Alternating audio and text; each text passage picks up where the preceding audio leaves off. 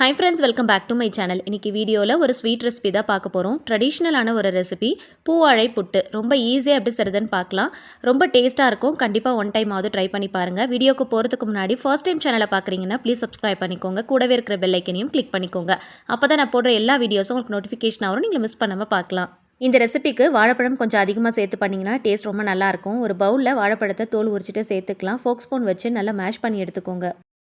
பேனில் 1/4 கப் அளவுக்கு நெய் சேர்த்துக்கலாம். நெய் சூடானதும் ஒரு கைப்பிடி அளவுக்கு முந்திரியை இந்த மாதிரி பொடியாக நறுக்கிட்டு சேர்த்துக்கோங்க. நல்ல பொன்னிறம் ஆகிற அளவுக்கு வறுத்தெடுத்துக்கலாம்.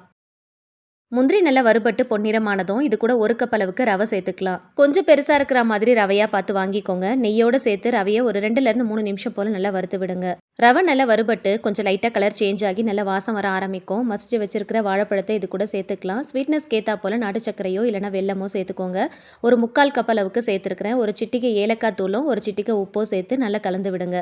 சேர்த்த எல்லாத்தையுமே ஒன்று சேர ஒரு 5 நிமிஷம் போல் நல்லா கிளறி கொடுங்க. தண்ணிலாம் எதுவுமே சேர்க்க தேவையில்லை. நாட்டு சர்க்கரையும் நெய்யும் சேர்த்து நல்லா உருகி அதுலேயே ரவை பாதிக்கு பாதி வெந்துடும். இதை நம்ம ஸ்டீம் பண்ணி தான் எடுக்க போகிறோம். ஸோ அதனால் இது எல்லாத்தையுமே நல்லா ஒன்று சேர கலந்து கொடுங்க. நெய்யெல்லாம் நல்லா பிரிஞ்சு வர ஆரம்பிக்கும். ஸோ அந்த ஸ்டேஜில் நல்லா ஃப்ரெஷ்ஷான துருவன தேங்காயை இது கூட சேர்க்க போகிறோம். ஒரு 1/4 கப் அளவுக்கு துருவன தேங்காயை இது கூட சேர்த்துக்கோங்க.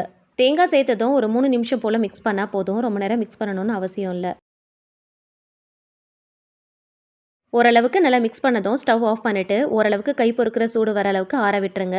வாழை இலையை இந்த மாதிரி கொஞ்சம் பெரிய பெரிய பீசஸாக கட் பண்ணிவிட்டு கொஞ்சம் நெருப்பில் வாட்டி எடுத்துக்கோங்க. அப்போ தான் ஃபோல்டு பண்ணுறதுக்கு ரொம்ப ஈஸியாக இருக்கும்.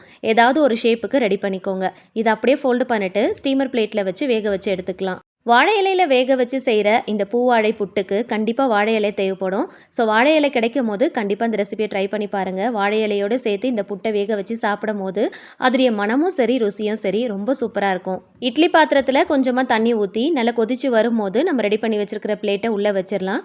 கரெக்டாக ஒரு 10 நிமிஷம் வேக வச்சாலே போதும். ரொம்ப நேரம் வேக வைக்கணும்னு அவசியம் இல்லை. கொஞ்சம் நல்லா ஆறுனதுக்கு அப்புறமா சாப்பிட்டு பாருங்கள். டேஸ்ட் ரொம்ப சூப்பராக இருக்கும். இந்த புட்டை சாப்பிடும் போது வாழை இலையோடைய மனமும் ருசியும் கலந்து அவ்வளோ டேஸ்ட்டாக இருக்கும். வீடியோ பிடிச்சா மறக்காமல் லைக் பண்ணி ஷேர் பண்ணி சேனலை மறக்காமல் சப்ஸ்கிரைப் பண்ணிக்கோங்க. தேங்க்ஸ் ஃபார் வாட்சிங்.